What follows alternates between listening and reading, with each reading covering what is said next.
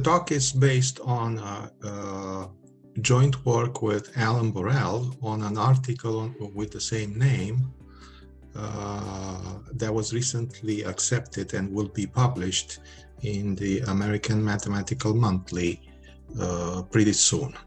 The occasion is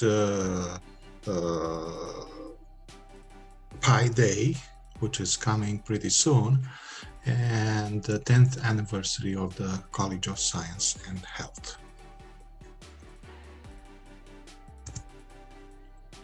So the talk is organized in 4 parts. First, I will describe the conjecture. Then I'll give some background. And then I'll show you the results. And then at the end, I will provide details. Description of the conjecture. So the story of the Pentagonal pizza conjecture says that as they did in previous years, on Pi Day, right before the start of the COVID-19 lockdown in March 2020 last year, a small group of mathematicians gathered for lunch to celebrate the event and ordered pizza. Following their tradition, the pizza was in the shape of a convex but not necessarily irregular pentagon and cut into 8 slices by 4 concurrent lines, as shown in the figure below. In the previous year, all cuts were at equal wedge angles so that all slices looked equal. This time around, there were 4 smaller slices cut at equal smaller angles, alternating with 4 bigger slices cut at equal bigger angles. Since it was quite clear that the slices were unequal, one of the participants asked if it can ever be possible for all small slices to be equal and at the same time all big slices to be equal. They debated this problem as they were enjoying the pizza, and since they could not solve it by the end of the party, they chose one of the 2 possible outcomes as their conjecture.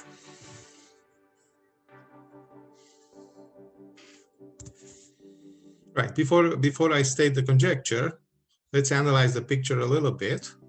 So here is the pentagon with the small slices cut at small equal wedge angles, the shaded slices, and the big slices, the unshaded slices, 4 slices, cut at equal big angles. So all slices, the same color, must have the same wedge angle and the same area.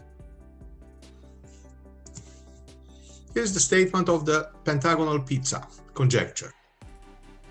So a pentagonal pizza is divided into 8 slices by 4 concurrent lines at 4 small equal angles, alternating with 4 big equal angles.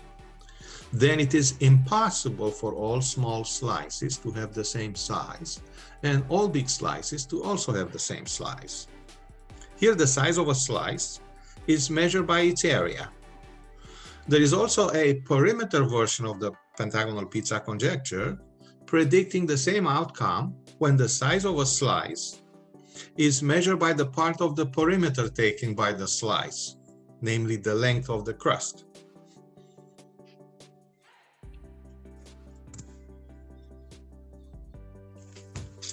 Now, here are some details about the strategy. How would you approach such a thing? The way you approach an impossibility conjecture, such as this one, is by contraposition. You try to prove that the conjecture is false and draw all figures assuming that the needed construction is possible. Then, if you encounter something wrong before you complete the proof, it means that you proved the conjecture is true. And if you manage to complete your proof, then you also prove that the conjecture is not true, because that's what you proved, right?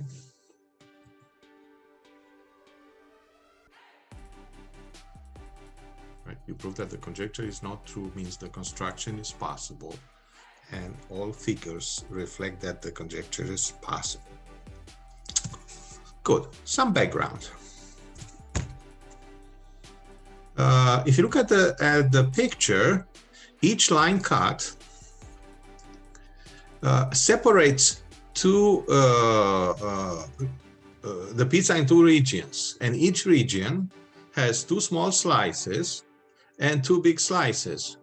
So putting together the area of each region, the area of this region is equal to area of this region. This means that this line, this cut, is an area bisector. And the same is true for every other cut. Now, if you focus on every other line cut, so every other line, so this is one line, that's the next, that's the next, that's the next, and so on. So if you pick this one, you skip one and you pick the next one, right? Then the four line cuts are going to be divided into two pairs, one of which I shaded here on the picture. Right. Each such pair, and we are focusing on the highlighted ones, divides the pizza into four parts. If you look at each part consists of a small slice together with a big slice. Let's look here, small slice plus a big slice, small slice plus a big slice, small slice plus a big slice. So what's the conclusion? That if you put together the area of each each of the four regions is the same, and also the wedge angles of the four regions are the same. So the two lines divide the whole area into four equal parts, but divide also the full angle around the point, the intersection point, which is 360 degrees, into four parts. And 1/4 of 360 degrees is 90 degrees. It means that the lines are perpendicular. So they are perpendicular and divide the whole area into four equal parts, each pair of every other line that works in this way. Good. So I said, it's precisely what I said here. So the four parts have equal area and equal edge angles. They are perpendicular. So summarizing, each pair consists of area bisectors, which are perpendicular, and they divide the area in four equal parts. We call such a pair a Z-pair. And the lines and its two lines, we call them Z-lines. Z comes from pizza. Pizza had an extra Z to spare for our talk. Just kidding. The name Z-pair is meant to honor the author of this theorem. His name is Zindler, and it should be considered the father of convex geometry.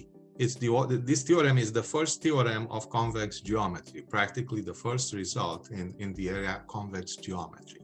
It says that every convex set admits a Z-pair, namely a pair of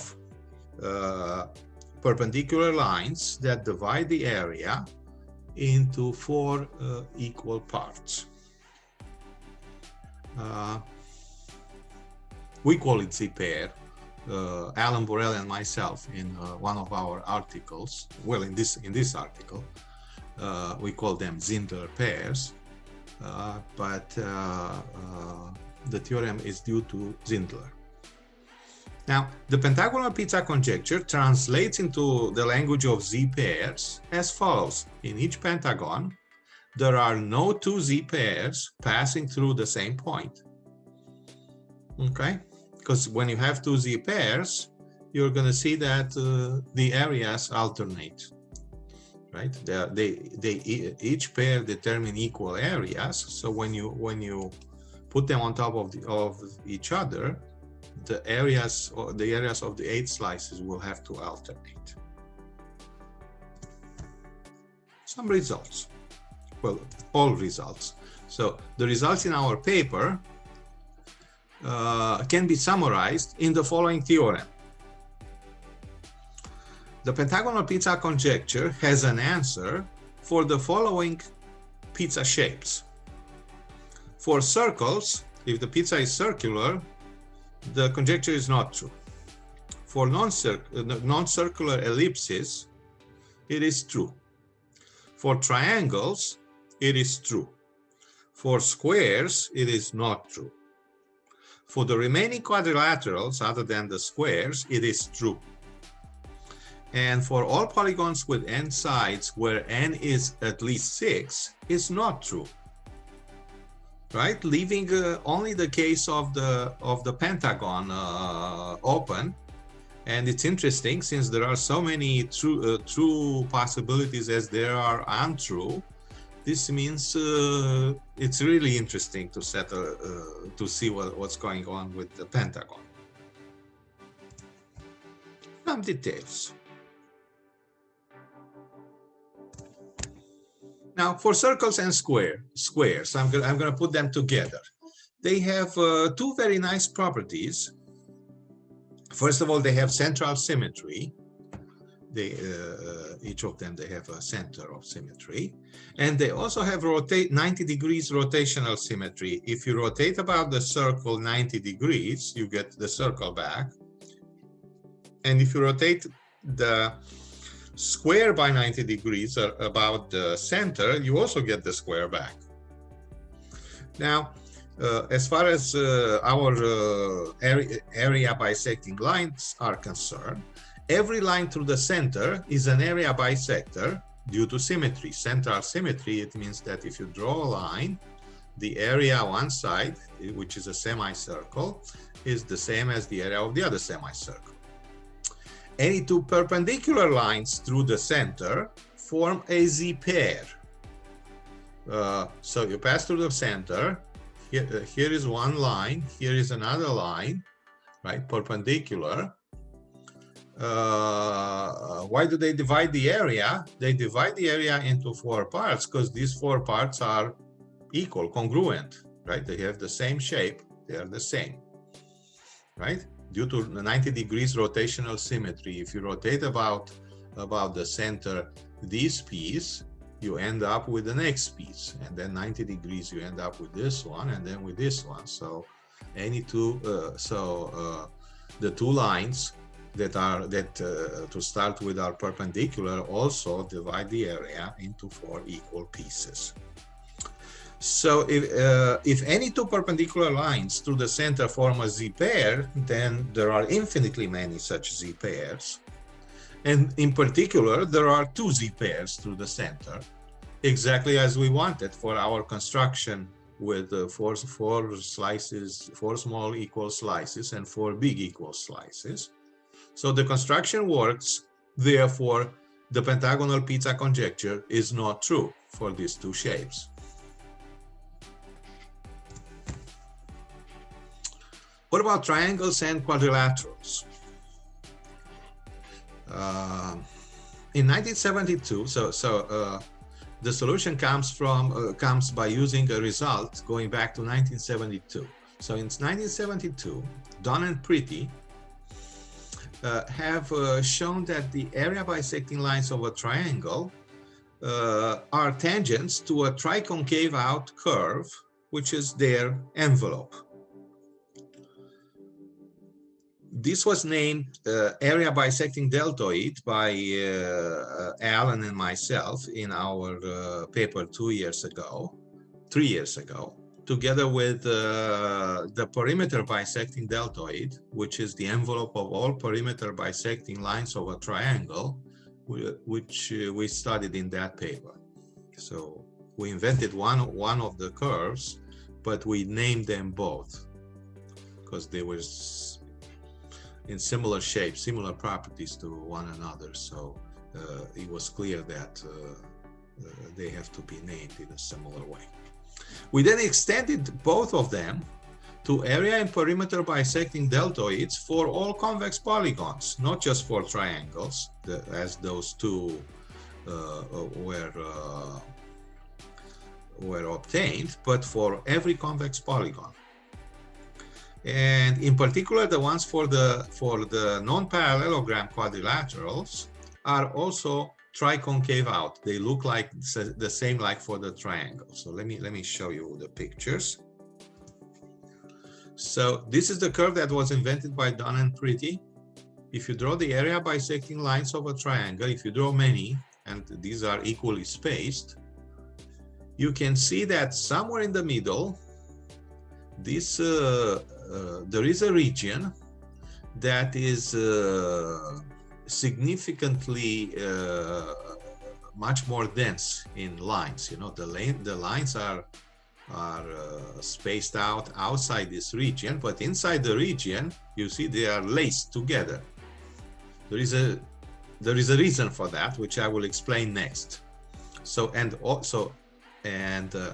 all these lines, right? They are tangent to these curves, right? The region. I draw the curve after that, but if you eliminate the curve, the region will still be implied by what you see. So this means that so all area bisecting lines are tangent to this curve. This means you translate the problem into any problem about area bisecting lines into a problem of tangent to this curve, which is an easier problem to handle. Good. So for the quadrilaterals fall in three kinds. There are three kinds of quadrilaterals. There is the, let's do the trapezoid first.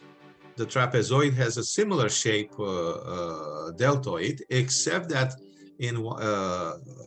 at one of the vertices, there is an angular point. You see, this is a tricusped deltoid. This is a two-cusp one-angle deltoid. For the quadrilateral with three medians, these are the medians. The area bisecting lines through the vertices are called medians. The shape is pretty much similar to the triangle. And for the one with four medians, the deltoid has four sides, four arcs, but two of the arcs connect smoothly, so the shape is similar to the other three. So it could be treated for the purpose of this talk. This shape is treated equally as the other two shapes. Now, an interesting property of this type of a shape, triconcave out shape, is that if you have a point outside the shape, there is a unique tangent to the shape, to the curve, right? This is the unique tangent from this point. There is a unique tangent to the curve. If the point is on the curve, there are two tangents to the curve. One you draw from the point to the curve this way, and one you draw the tangent at the point, and that's what you get. From a point interior to the curve, you can draw three tangents, right? So therefore, the maximum number of tangents, or the number of tangents from each point in the plane, the largest number, the number of tangents you can draw from each point to the in the plane to the curve is no more than three, right? This means going back to the previous interpretation of the tangents as being area bisecting lines, for both triangles and quadrilaterals, you can draw through each point pass up to three area bisecting lines.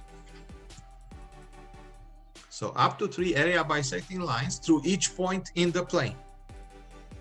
This means you cannot have four area bisecting lines that can pass through a point, and therefore you cannot separate two Z pairs through a point.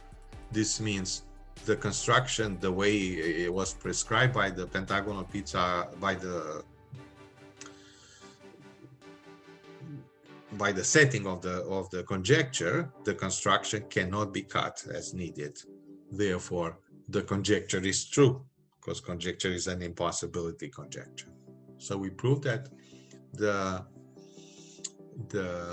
conjecture is true for both triangles and quadrilaterals. Case n equals 6 for hexagons, right? This case is typical for n from 6 on. So for n equals 7, 8, 9, and so on, those cases are proved by deforming this case in one way or another. And here's how you prove. So to prove that the conjecture is not true for all hexagons, we prove that the construction is possible for a hexagon. You start with, and here's how you start. You start with a regular octagon, not with a hexagon, for which the diagonal, so the octagon has these sides, A, B, C, D, E, F, letters at the beginning of the alphabet, A through H, 8, right? So two of the sides here are drawn with dashed lines, and opposite two sides also dashed lines, but the other two sides and the other two sides are part of the hexagon that I'm going to talk about immediately. Next. So these diagonals of the octagon, regular octagon, divide the octagon into 4 equal parts. Both areas, right? The slices are equal if the pizza is regular octagon, but also the wedge angles are equal. In particular, they are equal every other one. Every other one is equal to every other one. Good. And out of the octagon, you construct a hexagon that has the property that has the same area as the octagon, and has the same lines, all diagonals of the octagon, right? You see this diagonal has to be cut a little bit shorter. Those are the lines that will cut the hexagon into equal slices. And how do you prove such a thing? So first of all, you retain these two slices, DEF and BAH. This slice and this slice and this slice and this slice will be the same in both the hexagon and the octagon. And then you extend the slice AB and you extend the slice DE, and consider WX variable parallel to AE. Right? So you extend this size, and WX become variable. When it passes through C, then the hexagon contains the octagon. Right? The figure is symmetric, so whatever I'm saying that I'm doing here, you automatically do here. So if this WX passes through C, then you have a hexagon that contains the octagon, so it has more area than the octagon. When WX goes parallel and it is the same as BD, then the hexagon is included in the octagon, so it has less area.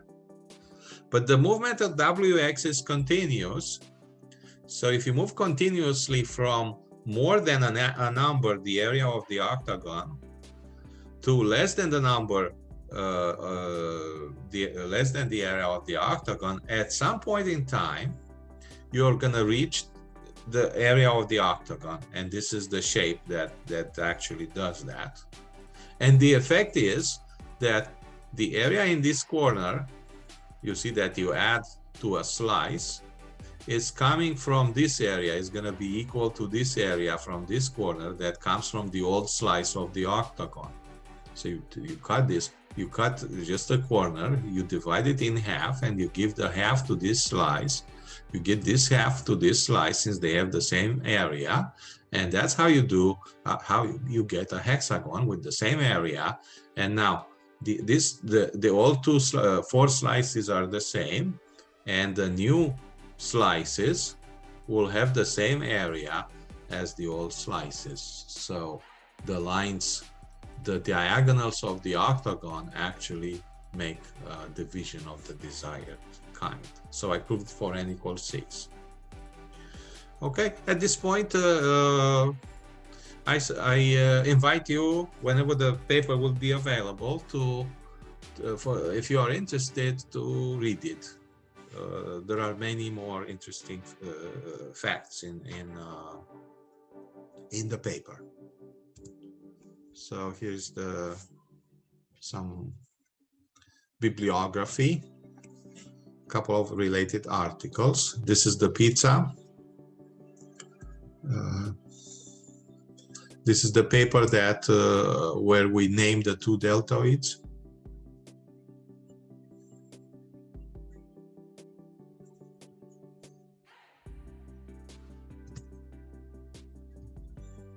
This is the paper that invented the first deltoid. This is the paper that, this is Zindler's paper. And this is the paper where the deltoids for the quadrilaterals will appear. And a proof of Zindler's theorem, since this one is in German, is a part we provided